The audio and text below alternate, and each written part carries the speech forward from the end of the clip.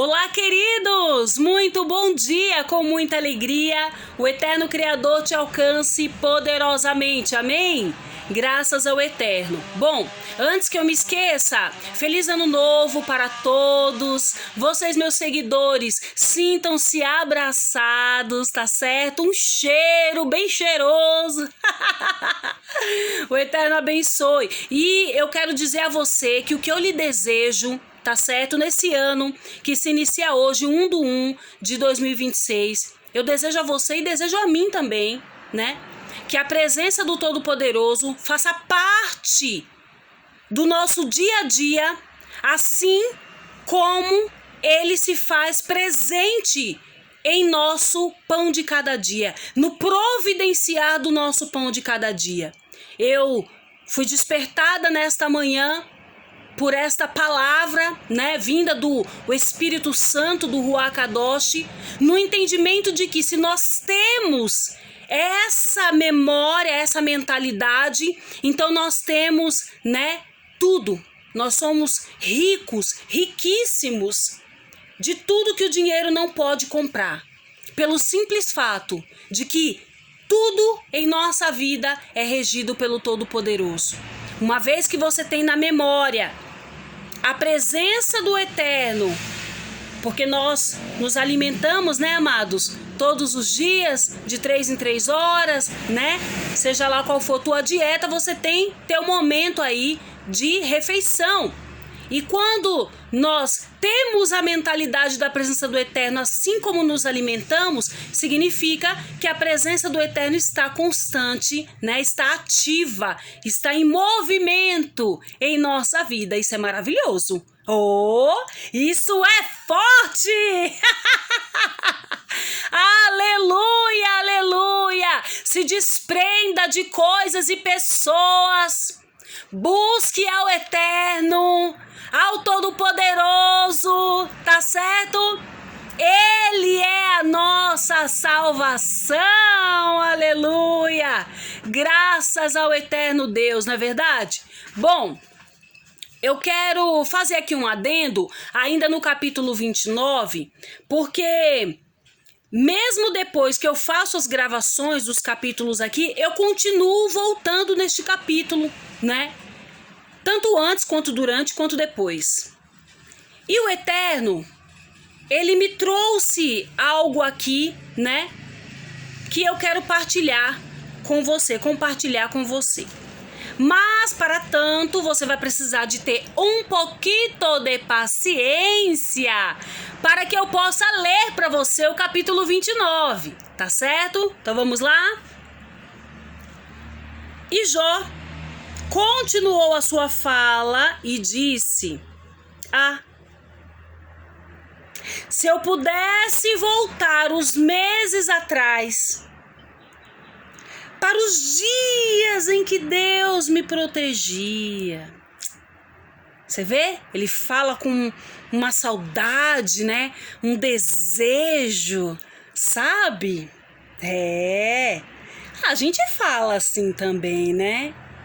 Quando nós somos acometidos de algo, a gente para e pensa, fala, poxa, mas nossa, que tempo bom, né? Geralmente a gente fala que tempo bom que não volta nunca mais.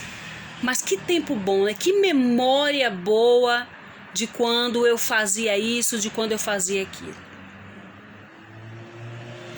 Naquele tempo Deus iluminava o meu caminho e com sua luz eu podia andar na escuridão. Então, Jó, olha eu suando. Gente, tá quente aqui, viu? Jó, ele considera, então, o mundo, né, as situações adversas como a escuridão. Por que ele diz assim que podia andar na escuridão? Porque ele era a própria bênção, ele era a provisão para os menos favorecidos. Ele auxiliava, então ele sabe a necessidade, como grita. E ele fazia parte dessa mão estendida. Então, naqueles dias, eu estava bem de vida. E a amizade de Deus era a proteção do meu lar. Era como se fosse para ele uma coroa. Era como se fosse uma resposta viva. De todo o sacrifício que ele fazia, ele vê a casa dele em vida, em atividade, em movimento, né? Os filhos bem de saúde, a esposa, a casa, tudo andava bem.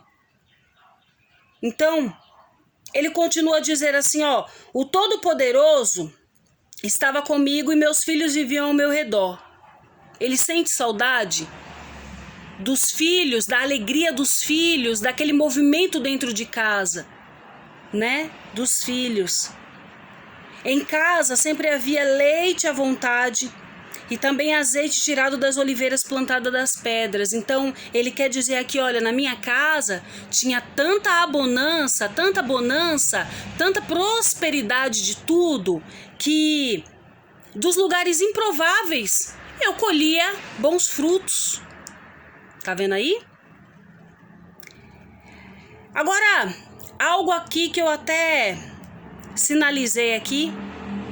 Antes de eu ler, eu quero te falar que essa Bíblia é uma outra linguagem, por isso que eu fui despertada pelo Espírito Santo a trazer essa leitura para você, tá certo? Eu acredito que se o Espírito Santo me moveu a trazer essa leitura deste capítulo, é porque alguém que ouviu o vídeo, né, ficou com alguma dúvida, ou até mesmo, né, um ponto não ficou tão claro, e eu creio que o Espírito Santo trabalha na claridade, na iluminação, né, não tem nada confuso, nem escondido, nem escuro com o nosso Deus. Então, eu tô crendo que há um mover dentro desse adendo aqui do capítulo 29. Continuando, para sermos breves, quando eu saía para a reunião do tribunal e me assentava entre os juízes, os moços me viam e abriam passagem e os idosos se punhavam de pé. Veja, no vídeo que eu gravei do capítulo 29, eu trouxe, né, esse dizer de como se Jó fosse um juiz. Foi um dos exemplos que eu dei. Mas a linguagem da Bíblia que eu li era diferente desta. E esta daqui me parece, ó, quando eu saía para a reunião do tribunal. Então ela já me dá uma clareza maior de que Jó tinha uma posição de governo, uma posição de juiz, uma palavra como se fosse assim de presidente, sabe? Uma palavra de autoridade, que não precisava consultar outra pessoa senão Deus para fazer o que ele precisava fazer. Tá vendo aí? Quando é que o juiz vai pedir uma autorização para fazer alguma coisa? Se o juiz é a autoridade máxima, é que manda. Então aqui me ficou claro, né? Que Jó, então, eu nunca ouvi dizer que Jó era juiz. Mas olha só que coisa linda, né? O Espírito Santo nos traz esse despertar, né? Quando ele fala assim, ó, os moços me viam e abriam passagem e os idosos se levantavam, era o sinal de respeito. Tem um fórum aqui perto da minha casa. No fórum, a gente vê assim, né? Tem o juiz, tem os policiais, tem as autoridades lá, tem todos os serviços lá. E no fórum você não consegue fazer brincadeira, você não pode correr lá dentro, você não pode entrar com qualquer roupa, você não pode falar de qualquer maneira, você não pode se portar do jeito que você acha que quer se portar, que pode se portar, você não pode. Primeiro, a depender do que for, você nem entra. Então, o que me remete aqui é o respeito à figura de Jó. O respeito à figura de Jó. Gente, eu tô suando, hein? Ó. As pessoas mais importantes paravam para falar. De falar. E ficavam em silêncio. As autoridades se calavam e não diziam nada. Tá vendo aí? E aqui nesse caso eu quero também compartilhar com você de que o meu entendimento sobre isso aqui não era dizendo que as pessoas estava na trairagem com Jó para que ele dissesse qualquer coisa errada e todo mundo enfiasse a faca, não. Aqui, quando as pessoas ficavam em silêncio, parava e ficava em silêncio, era justamente porque o veredito dele era a palavra final. O que ele dissesse era a palavra final. Então, todos se calavam para ficar atento, porque dá-se a entender que não havia nem choro, nem vela. O que Jó falasse, estava falado. Não tinha duas conversas, não tinha uma pela metade, não era 1h30. Era o que Jó falasse e estava determinado. Quem me ouvia falar me dava parabéns. Os que me viam falavam bem de mim. Por que que as pessoas se direcionavam à pessoa de Jó desta forma? Porque Jó, pelo Espírito de Deus, ele falava com sabedoria divina, com justiça. Então, a palavra dele era a palavra final. A palavra dele não era uma palavra injusta. E quando ele falava, as pessoas viam naquilo que ele falava que de fato reinava a justiça, era verdade. Tá vendo aí? Versículo 12.